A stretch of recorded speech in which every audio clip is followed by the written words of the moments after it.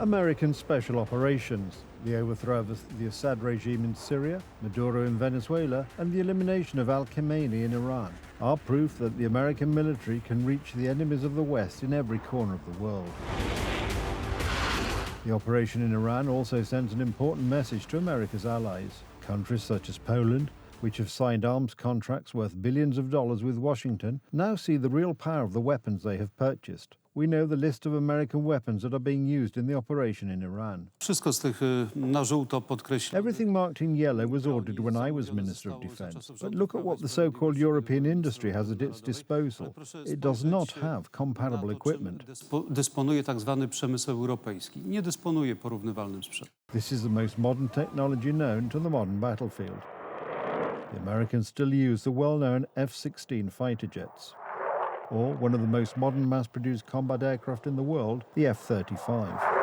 Their strength lies in their ability to remain undetectable by radar for long periods of time. The battlefield has also seen the arrival of Patriot launchers, the world's leading air defense system, used, among other things, to protect critical infrastructure.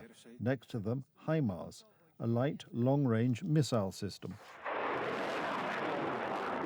Poland, under its previous government, purchased 32 F-35 aircraft, 8 Patriot batteries, and Poland has 48 F-16 fighter jets and 20 HIMARS launchers under contract. The list also includes reconnaissance drones and anti-drone systems.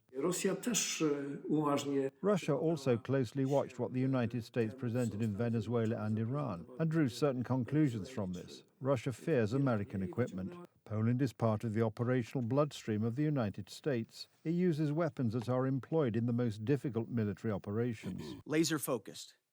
Destroy Iranian offensive missiles, destroy Iranian missile production, destroy their navy and other security infrastructure, and they will never have nuclear weapons. The direction of investment in security chosen years ago must be continued. Unfortunately, in Poland, there is no cross-party consensus on this issue. In a recent speech in Parliament, Foreign Minister Radosław Sikorski, serving since late 2023, clearly stated that he is committed to equipment purchased in the European Union under the SAFE programme, a loan program where the money may only be used to buy EU equipment. We have been and will continue to be a loyal ally of America, but we cannot be suckers. This is not the first time Sikorski and current Prime Minister Donald Tusk have gone off the rails in comments towards America. Trump was recruited by Russian intelligence 30 years ago. This anti-American bent has for years characterized Donald Tusk and those politically associated with him. Radosław Sikorski and Donald Tusk conducted long-term activities lasting many months to prevent the creation of a missile defense shield in Redzikowo. Ultimately, even the Democratic President of the United States, Barack Obama, announced that he would not do so. In the end, a different system was built in Redzikowo, but its construction began during the Law and Justice Party government. The same is true this time. Instead of relying on the United States, Donald Tusk's government is seeking to prioritize alliances in Europe. Poland's participation in the SAFE program is part of this, since the more than 40 billion euros Tusk plans to borrow will decisively focus Poland's weapon procurement towards Europe. The American army will be pushed out of Europe. This is a clear attempt to make Germany the main beneficiary of this program. First, they will gain from receiving additional weapons, and second, they will be able to impose decisions on defense on other European countries. Another key aspect to the SAFE program is that the money to be borrowed from Brussels will be subject to a number of conditions. Essentially, the EU will reserve the right to freeze the borrowed money according to its own judgment. This will be a means of blackmailing the Polish authorities, all in exchange for equipment that will be incompatible with the weapon system we currently own.